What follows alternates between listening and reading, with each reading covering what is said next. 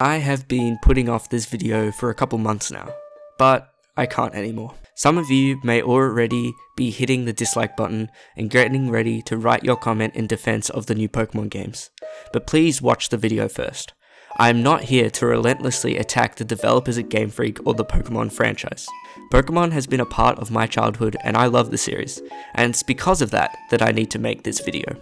For years now, the mainline Pokemon games have been seeing a dramatic decrease in quality, and you'd have to be blind not to notice it. Today, I will be discussing how mainline Pokemon games have turned from masterpieces held in high regard to games that can be considered mediocre at best.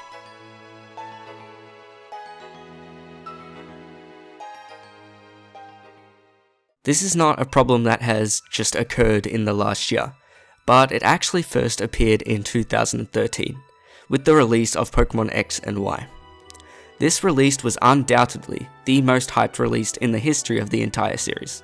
For the first time ever, we would get to have a mainline Pokemon game in 3D, with 3D models for all Pokemon. However, when these games finally came out, the consensus among longtime players was that this game was underwhelming.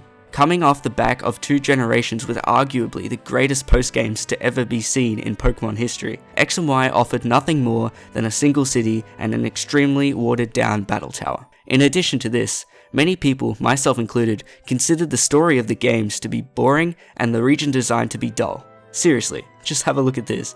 It's like they got a bunch of different environments and just put them all together. How is there a patch of desert in the middle of nowhere? Not even 2 towns away, it's snowing. Not to mention the absolutely mind-numbingly low difficulty of this game. The introduction of the XP share as a key item made the game stupidly easy for anyone to beat, which can be seen as a positive to new players, but to long-time players it made the game extremely boring. With all these problems, Pokemon X and Y is in no way a bad game, it's just okay. I think a lot of the problems with Pokemon X and Y can be attributed to Game Freak having to make the choice between including all the Pokemon in the game with brand new 3D models, or developing an interesting story, which sounds very similar to a situation which is happening right now, but I'll get to that later. Pokemon Omega Ruby and Alpha Sapphire. These games were definitely an improvement over X and Y, but that's mainly because they are remakes of a previous game in the series. However, this is the first time a Pokemon remake has not proven itself to be the best version of the region that it's based on. Take Pokemon Heart Gold and Soul Silver for example. They improved on everything Gold, Silver and Crystal had to offer. It is truly the ultimate Johto experience. Same goes for Fire Red and Leaf Green, which drastically improved on Pokemon Red, Blue and Yellow, being the definitive way to play a Kanto Pokemon game. But you look at Pokemon Omega Ruby and Alpha Sapphire, and sure, they are a definite improvement over Ruby and Sapphire, but in no way can Auraz stand up to Pokemon Emerald, which I'm sure most of you can respect as the ultimate Hoenn Pokemon game. We move on to Sun and Moon, the 7th generation of Pokemon, which was plagued with many of the issues X and Y had, but to a lesser degree, such as a slightly better but still pretty boring story, and lack of difficulty. The region design of Alola isn't too bad, definitely not as boring and simple as Kalos, and it clearly had its own theme going.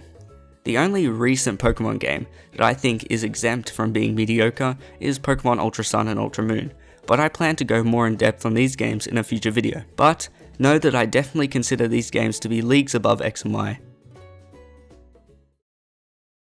So now, we get to today, and the reason that most of you probably clicked on this video in the first place. It can be easy to write off people that complain about the national dex as toxic or disrespectful, but there's a deeper reason to why most of us are publicly complaining about it. However, it must be said there are a small minority of individuals who choose to be completely disrespectful, and even attack Masuda personally on his private Twitter. This is obviously not okay. With that out of the way, I also wanted to mention those that defend Game Freak throughout this entire situation. Of course, you're entitled to have your own opinions, and if this national dex situation doesn't bother you, then that's completely okay. However, many of these people seem to believe that anyone that complains about the national dex is automatically entitled and told to stop whining. This is not okay, as it prevents people from actually discussing the issue at hand and having a meaningful conversation about this matter.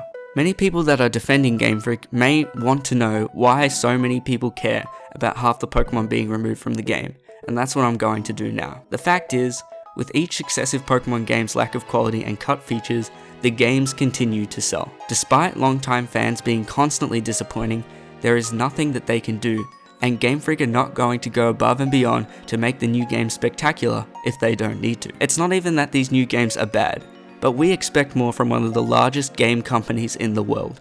It's just hard to believe that Game Freak, with the largest media franchise in the world, makes such mediocre games. This problem was made extremely clear with Pokemon Let's Go, which clearly indicated to Game Freak that they don't need to do much to rack up large sales numbers. And the recent success of Pokemon Masters further highlights this problem, as Game Freak now knows that they don't even need to focus on mainline games in order to make huge profits. Also, I wanted to touch on the reuse of assets in the new Pokemon games. Reusing stuff is fine, almost all games do it, and there's nothing wrong with it. Many people misinterpret our argument, and think that we are complaining simply because Game Freak are reusing assets in Pokemon Sword and Shield. However, the problem is not that they're reusing animations and models. The problem is that the main reason that Game Freak said they were cutting Pokemon from the game in the first place was that they were making new animations and that they had to remake all the models from scratch. Now I'd like to mention the similarity I noticed between this situation and the problem that many of us had with Pokemon X and Y. Game Freak were forced to make brand new 3D models for 649 different Pokemon, not including different forms and Mega Evolutions, which ultimately led to a game with a lacking story and boring region design, cut features, and a lack of content. It's pretty much the same thing that's happening now, only this time it's in reverse.